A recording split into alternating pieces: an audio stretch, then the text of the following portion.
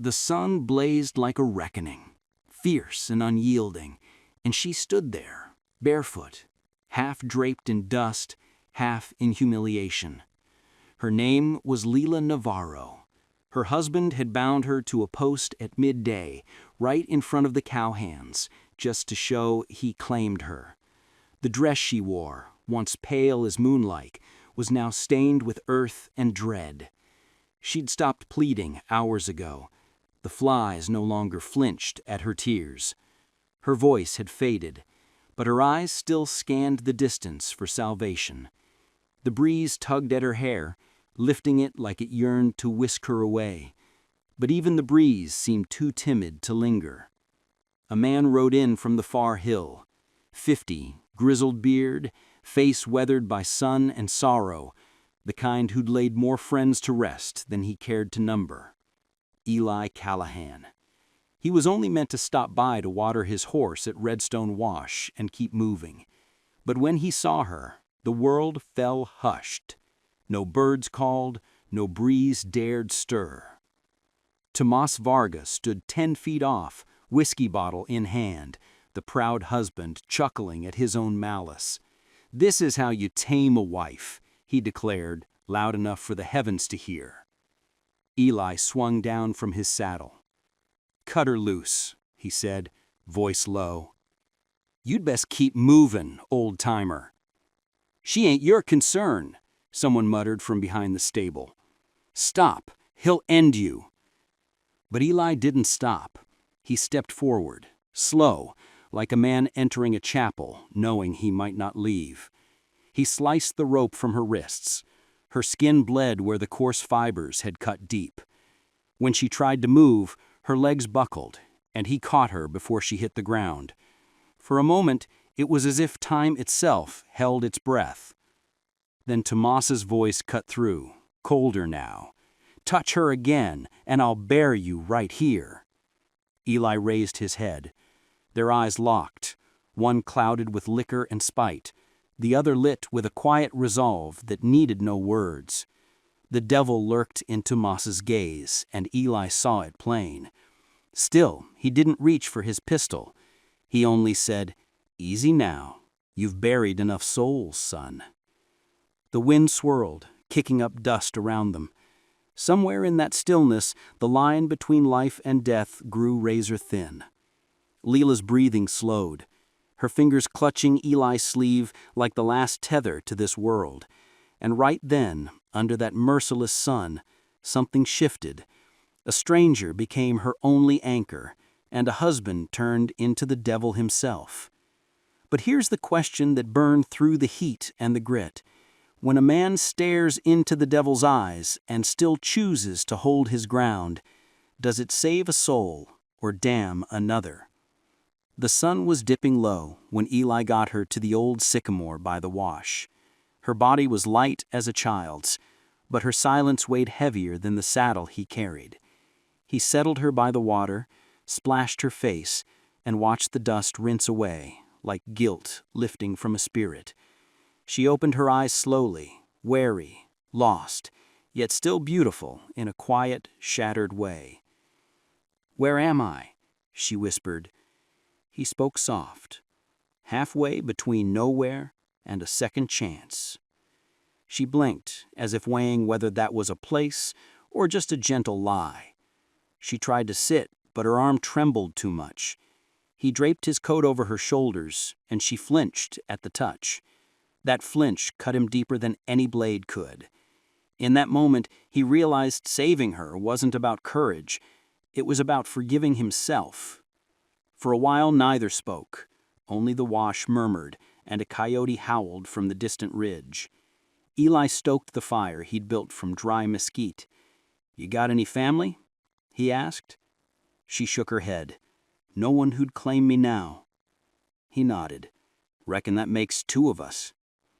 A soft laugh slipped from her, quick and startled, like she'd forgotten what her own laughter sounded like. It was the first spark of life he'd heard from her, and it hit him square in the chest. When the broth simmered, he handed her a tin mug. She cradled it with both hands, like it was something holy. "Drink slow," he said. Your body's forgotten what kindness feels like." She smiled, just a flicker, but it warmed the night more than the fire.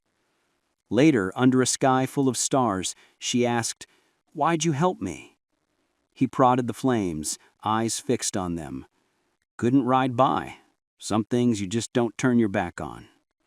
She studied him, tracing the lines of his face. "You're different from the others." He didn't reply, just tipped his hat lower and muttered, "Don't give me more credit than I'm worth." They sat in a silence that didn't wound. For the first time, she didn't feel hunted. For the first time, he didn't feel alone. Somewhere between the fire's crackle and the wash's whisper, the night stopped being cruel. But the West never stays quiet for long. Far down the valley, a dog barked, once, twice, then fell silent. Eli's eyes lifted toward the shadows. He heard horses, 3 of them, moving deliberate. He stood, voice steady but low. "Leela, get behind me." She froze, heart hammering, the warmth of hope snuffed out as fast as it came. The sound of hooves grew louder, and this time, the devil wasn't far behind. Because when the past comes riding through the dark, it always hunts what you cherish most. What happens when those horses reach the firelight? The hoofbeats shattered the night. 3 riders emerged from the shadows, like ghosts who knew your name. Eli stood before the fire, rifle low but ready. Leela crouched behind the wagon, breath ragged, hands trembling around the tin mug she still clutched. The first man called out, "Callahan, step aside. We're just here for what's ours." Eli's voice stayed even. "You mean the woman you beat half to death?"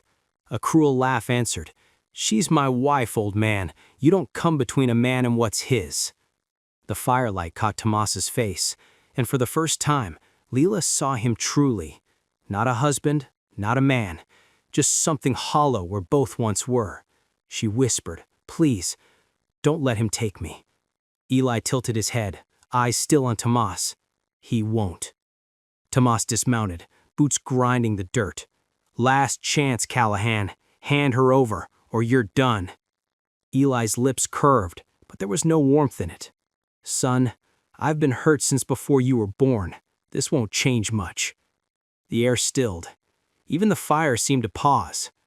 Then a gun clicked, and hell broke loose. The first shot went wide. The second didn't. Sparks flew as a bullet ripped through the wagon wheel, scattering embers across the prairie. Leela screamed.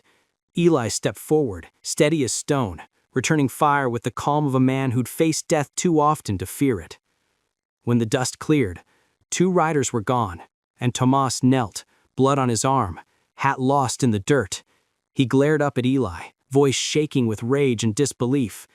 "You don't even know her. Why risk your life?"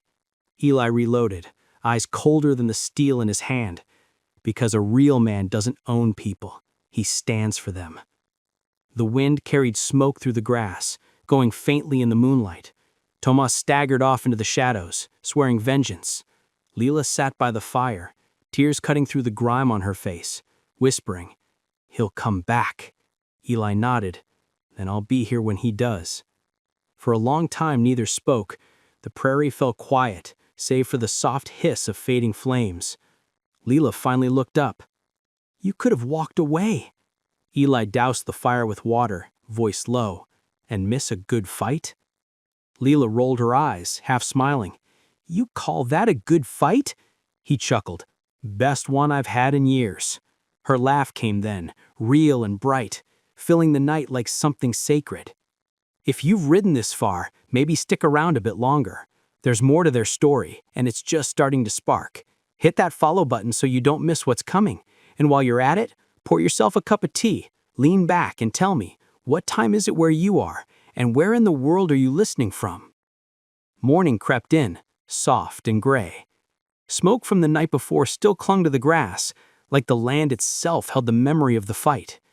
Eli was up early, saddling his horse, while Leela washed her face in the wash, quiet, distant, like she feared waking the world.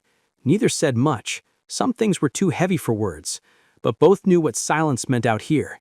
Silence was peace for now, with trouble lurking just behind it. By noon, the sky turned the color of bronze. A hot, dry wind carried a scent they both knew: gunpowder. Tomas was coming back, and he wasn't alone. Eli spotted them. First, dust clouds rolling down the ridge like a storm fueled by hate. 4 men, Tomas leading, his arm bandaged, his eyes burning with something darker than before. Eli spoke low. "Get behind the rocks. If this goes wrong, you ride north." The air smelled of iron and rain that never fell, the kind that warns the ground will soon taste blood again. Leela shook her head, voice trembling. "I'm done running." The men rode close, halting at the shallow waters of Redstone Wash. Tomas's voice rang out, rough and broken.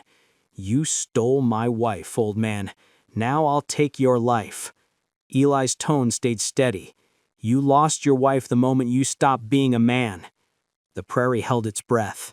Then it all erupted. Gunfire cracked across the water. Bullets tore through reeds, kicking up dirt and blood. Leela clung to the rock, muttering half-forgotten prayers. Eli moved like the earth itself guided him, each shot precise, each breath measured. He wasn't fighting for pride. He was fighting for what still mattered. Tomas charged, horse bellowing, pistol flashing. Eli held his ground. But this time, Leela didn't stay hidden. She grabbed the rifle from the saddle, hands shaking, and fired once into the air. The horses reared. One rider fell, another fled. In the chaos, Eli took his shot. 1 bullet, 1 man down. The 2 men's eyes met through the smoke and dust. For a moment, time froze. Tomas's gaze was wild, empty, black. Eli saw it again, that same devil he'd once faced in his own reflection. One final shot echoed, then silence. Tomas hit the ground hard, the others scattered.